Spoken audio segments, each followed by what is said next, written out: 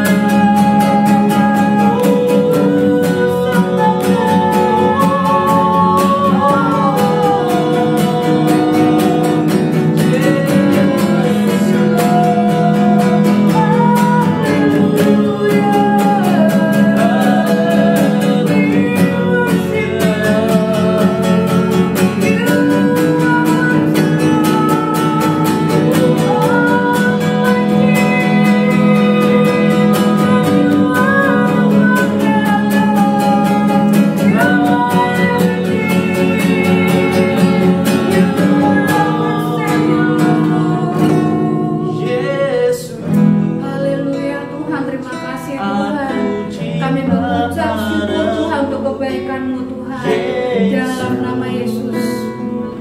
Tetaplah bersamaku, tiada yang dapat menggantikanmu. Engkaulah jaminan hidupku. Katakan Yesus, aku cinta padamu. Yesus, tetaplah bersamaku, tiada yang dapat menggantikanmu. Engkaulah jaminan hidupku. Tiada yang dapat menggantikanmu. Engkaulah jaminan hidupku. Tiada yang dapat menggantikanmu. Engkaulah jaminan hidupku. Di dalam nama Tuhan Yesus Kristus, terima kasih Tuhan untuk semua kasih-Mu dalam hidup setiap kami. Sebentar kami mau mulai Tuhan mendengarkan firman-Mu Tuhan. Biar Kau berkati hamba-Mu yang akan menyampaikan firman yang daripada-Mu Tuhan. Bukakan hikmat pengertian yang daripada-Mu untuk kami semua. Terima kasih Tuhan, sehingga boleh siap mengawali hari ini dan mengakhiri hari ini dengan maksimal. Terima kasih Tuhan, di dalam nama Tuhan Yesus Kristus kami berdoa. Haleluya, amin. Shalom, selamat pagi. Sebelum mulai pembelajaran online hari ini, kita akan sama-sama mendengarkan firman Tuhan. Mari kita buka Alkitab kita di Lukas 19 ayat 8. Di Lukas 19 ayat 8. Bacakan Lukas 19 ayat 8. Tetapi Zakheus berdiri dan berkata kepada Tuhan, Tuhan, setengah dari milikku akan kuberikan kepada orang miskin, dan sekiranya ada sesuatu yang kuperas dari seseorang, akan kukembalikan 4 kali lipat. Nah, kalau kita baca satu perikop di Lukas 19 ini, di firman ini bercerita tentang Zakheus. Nah, di mana Yesus datang ke kota Yeriko dan Zakheus sangat ingin melihat Yesus, sangat ingin bertemu dengan Yesus, tetapi kita tahu Zakheus punya badan yang pendek. Jadi ketika Yesus datang ke Yeriko, di situ terdapat banyak orang, ya, kerumunan orang. Jadi Zakheus tidak akan bisa melihat Yesus. Akhirnya dia punya inisiatif untuk naik ke pohon ara.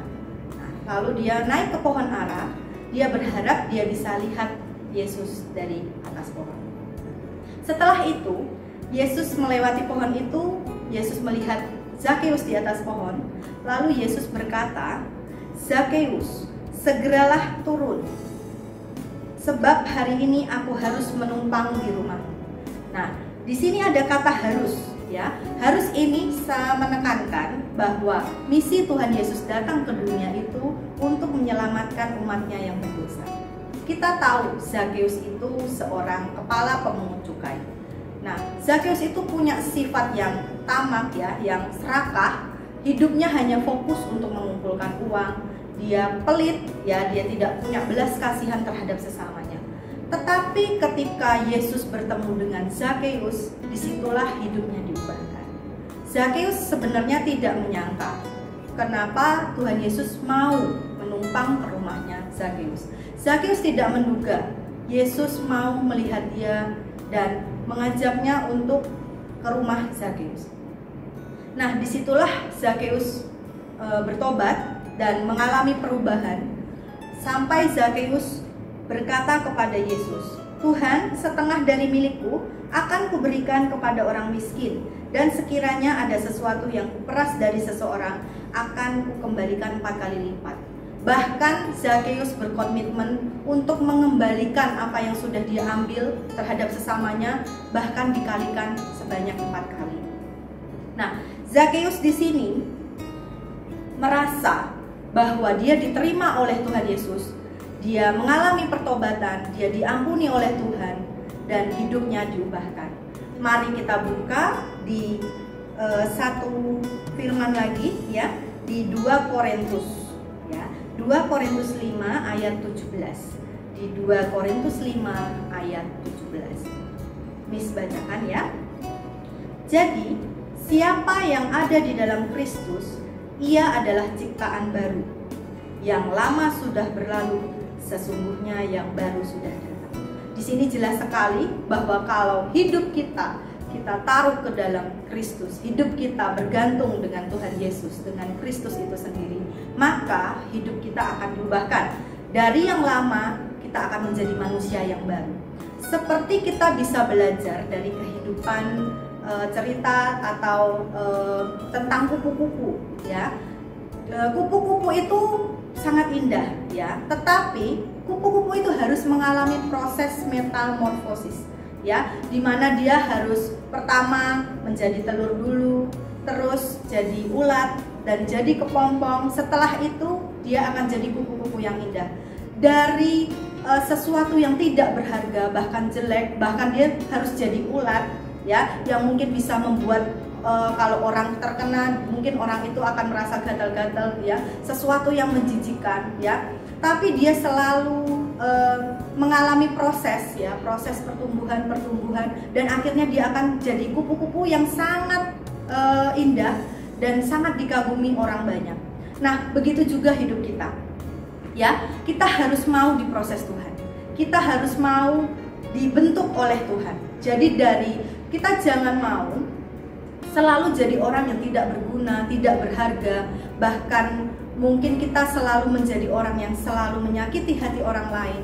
Nah, kita harus bisa mengubah hidup kita. Kita harus benar-benar bergantung pada Tuhan Yesus. Kita harus mengizinkan Tuhan Yesus ikut campur dalam hidup kita, supaya hidup kita itu berubah dan kita bisa menjadi orang yang lebih baik, orang yang berharga di mata Tuhan, dan menjadi anak Tuhan yang bisa menghargai sesama, bisa memberkati lingkungan sekitar kita gitu ya.